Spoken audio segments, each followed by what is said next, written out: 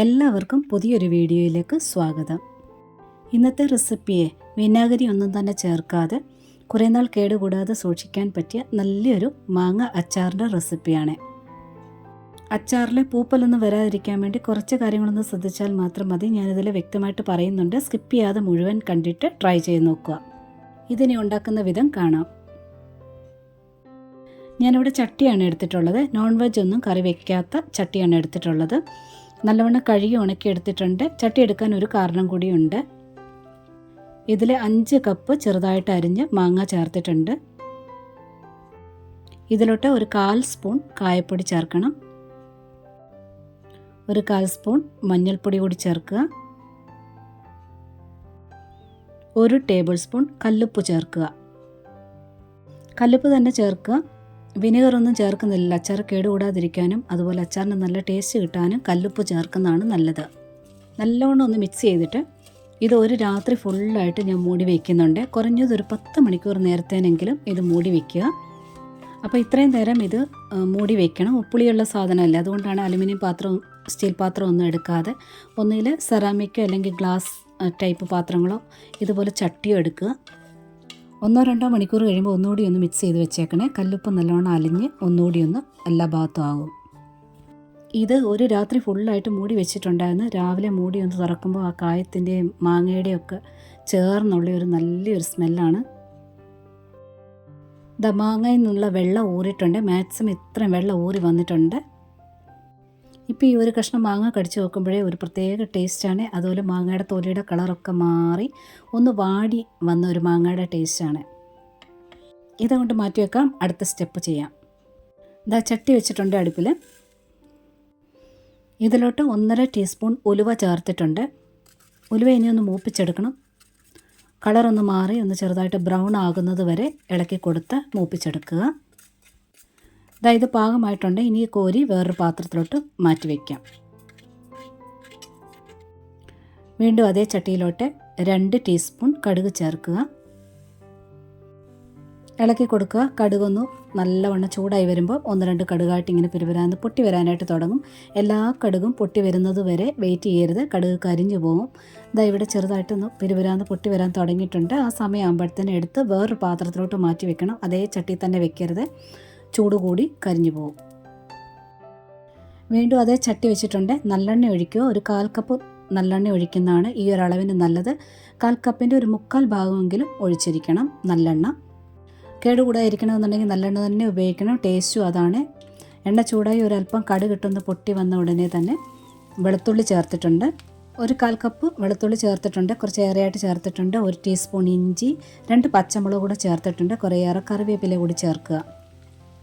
വെളുത്തുള്ളി 1/4 കപ്പിൽ അല്പം കൂടിയാലും കുഴപ്പമില്ല, അല്പം കുറഞ്ഞാലും കുഴപ്പമില്ല. അതുപോലെ തന്നെ ഞാൻ കനം കുറഞ്ഞ് അരിഞ്ഞാണ് ചേർത്തിരിക്കുന്നത്. ഇവിടെ പൊടിയായിട്ട് ഇഞ്ചി അരിഞ്ഞിട്ടുണ്ട്. അതിനോടൊപ്പം തന്നെ വെളുത്തുള്ളിയും മൂത്ത് വരണം. അപ്പോൾ കനം കുറഞ്ഞ് അരിഞ്ഞ് ചേർക്കുക. വെളുത്തുള്ളിയുടെ അരികൊക്കെ ഒന്ന് ചെറുതായിട്ട് ബ്രൗൺ ആകാൻ തുടങ്ങും. അതുപോലെ ഇളക്കുമ്പോൾ നമുക്ക് സൗണ്ട് വ്യത്യാസം ഉണ്ടാകും. നല്ല ഒരു മുരിഞ്ഞ ഒരു സൗണ്ട് വരും.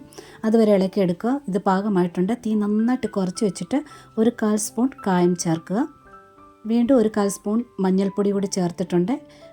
തീ നന്നായിട്ട് കുറച്ച് വെച്ചിട്ട് വേണം ഈ മുളക് പൊടിയും ചേർക്കാനായിട്ട്. ഞാനിവിടെ 5 ടേബിൾ സ്പൂൺ മുളക് പൊടി എടുത്തിട്ടുണ്ട്.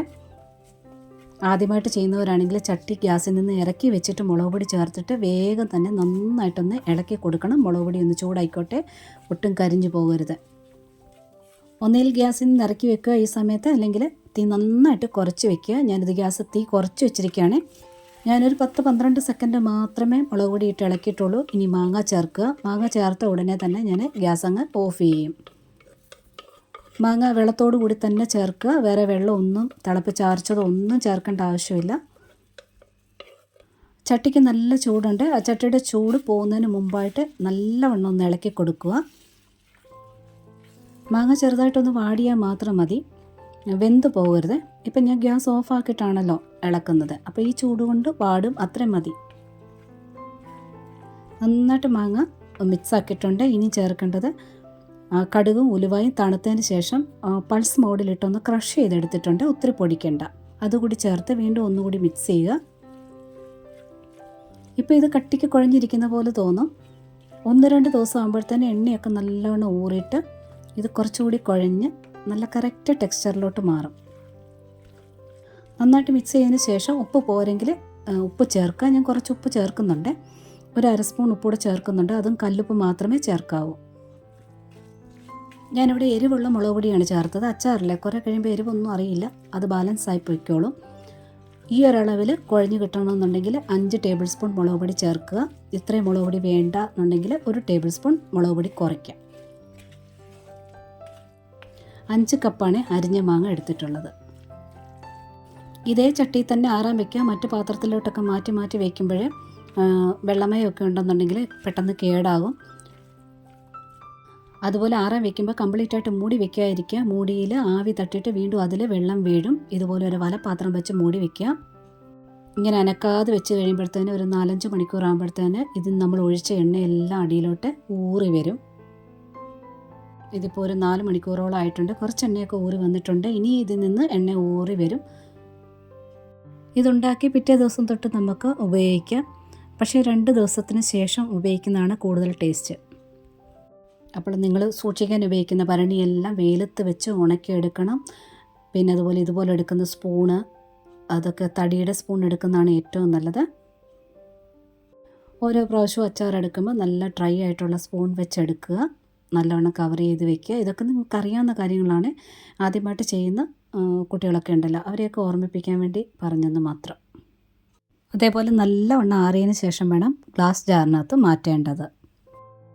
ട്രൈ ചെയ്ത് നോക്കുക. പിന്നെ ഈ വീഡിയോ ഇഷ്ടപ്പെട്ടിട്ടുണ്ടെങ്കിലേ ഒരു ലൈക്ക് തരണേ. അതുപോലെ കമൻറ്റ്, ഹൈപ്പ് കൂട്ടുകാർക്ക് ഷെയർ ചെയ്ത് കൊടുക്കുകയും സബ്സ്ക്രൈബ് കൂടെ ചെയ്തേക്കണേ.